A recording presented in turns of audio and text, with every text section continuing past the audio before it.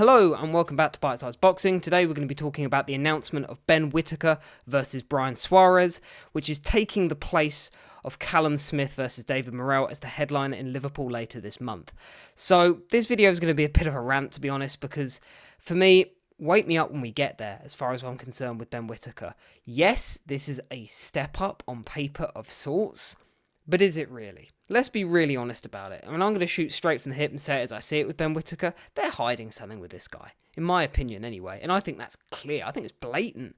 I don't know how people can't see that, right?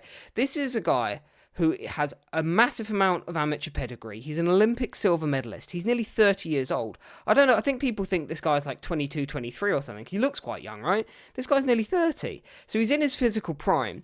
If you're someone with this kind of pedigree and this, as I say, this kind of experience, even though he's only 11-0, and even at 11-0, right? If you're someone with this kind of background, you let the training wheels off by now. You start fighting people of a decent level. You don't drop down in levels after fighting someone like Liam Cameron, who you struggled with in the first fight big time and looked like you didn't want to be in there. And by the way, let's be really honest about what Cameron is. Cameron is what, a journeyman / gatekeeper? Where is he? He's not, he's not a top 20 guy or anything in the light heavyweight division. So, and in that first fight, as we say, he looked like Whittaker, that is. He was put into a place where he did not want to be.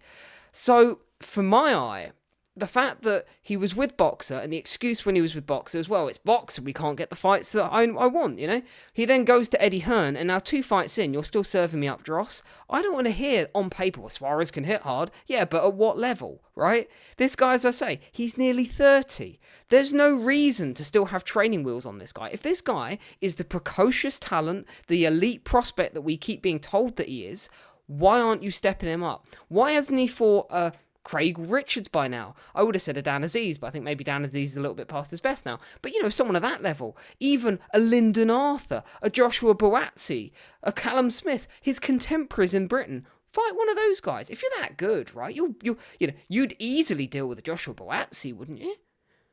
But the fact that you aren't even mentioning these guys, you're not even seeming to want to go near these guys, that tells me something that I don't think this guy's anywhere near as confident in his own ability as he makes out. For me, he has realised that he can go viral with these highlight reels and, he can showboat and stuff. And this is something else, right? I mentioned this in videos about a year ago when I first started this channel, right? This guy would have all these highlight reels he'd put on his stories, on his Instagram or whatever the case may be. But you'd look in the bottom right-hand corner and it'd be like, the 5th round or the 6th round, and it'd be, yes, you can put your hands behind your back and, showboat against some Bulgarian bin man, but why didn't you get him out there in the first 30 seconds if you're so much, there's levels apart? Why are you playing with your food like that? The fact that he wasn't was that he couldn't.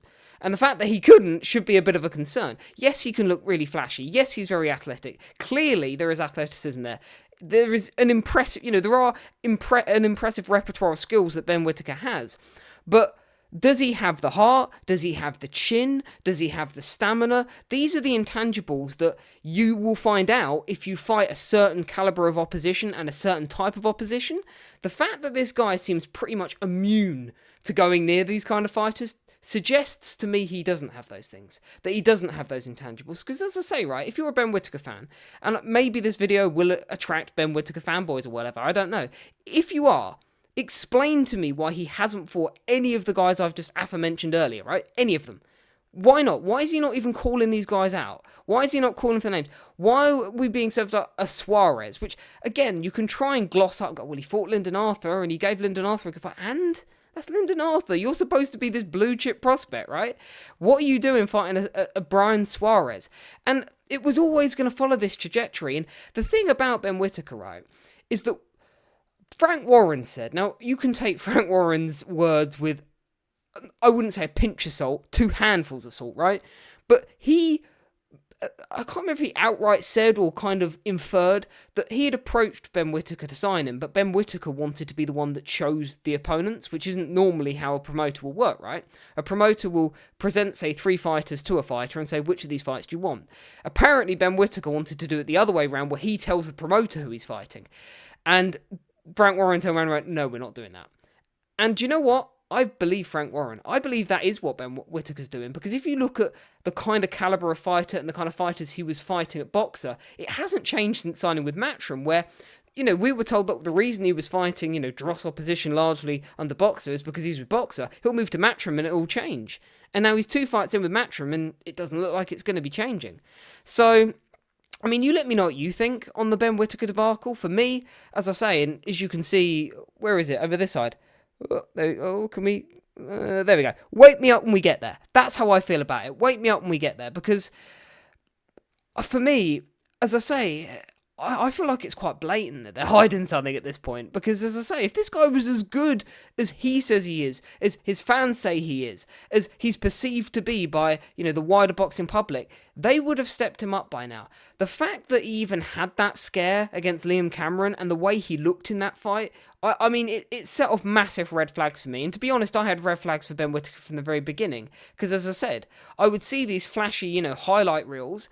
But then I'd look down and go, well, why are you 4 rounds in, 5 rounds in against a guy where, you say it was Dimitri Bivol and a real elite, a young Dimitri Bivol, an elite prospect when Bivol was coming up. He would have just got this guy out of there or completely styled on him. You're not doing that. You're going rounds deep and the points getting tagged by these guys. Yes, you can put your hands behind your back and look flashy and then clip that up in a 10-second montage, but that doesn't explain the whole sort of story of the fight.